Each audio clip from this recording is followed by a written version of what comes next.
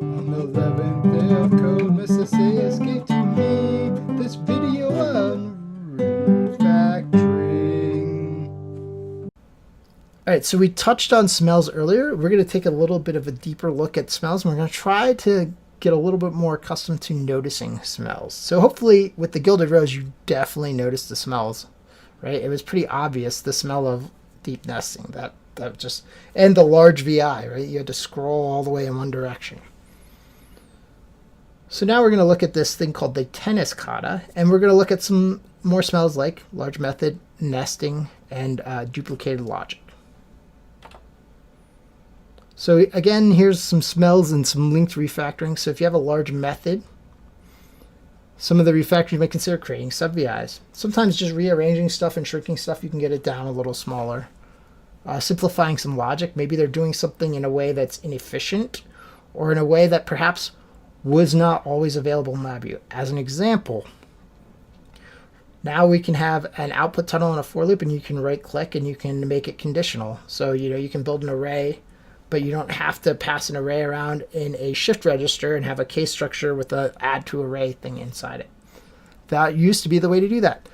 If you do that everywhere, that's going to make your VIs larger. Simply using the new feature of LabVIEW shrinks that down, so that's simplifying the logic.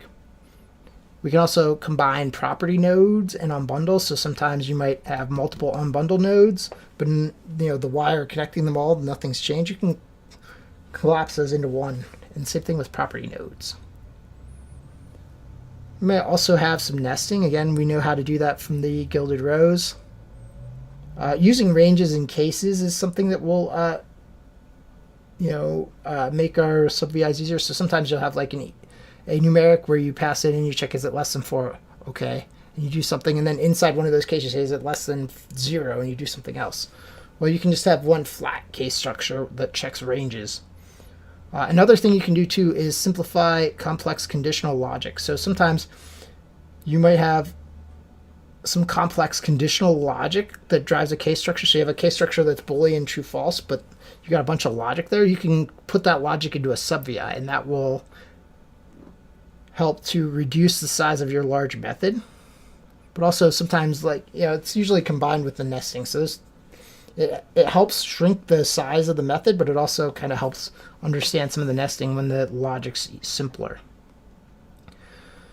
And then we have duplicated logic. So you have multiple places where you have logic that's either the same or very, very similar. Maybe you pass in a different parameter.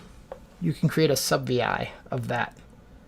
And you can also, if you have duplicated logic, you can sometimes combine cases. So you get two cases that have the same logic in it. You can combine those in the case structure. So you have one case that handles both of the cases if the logic's the same.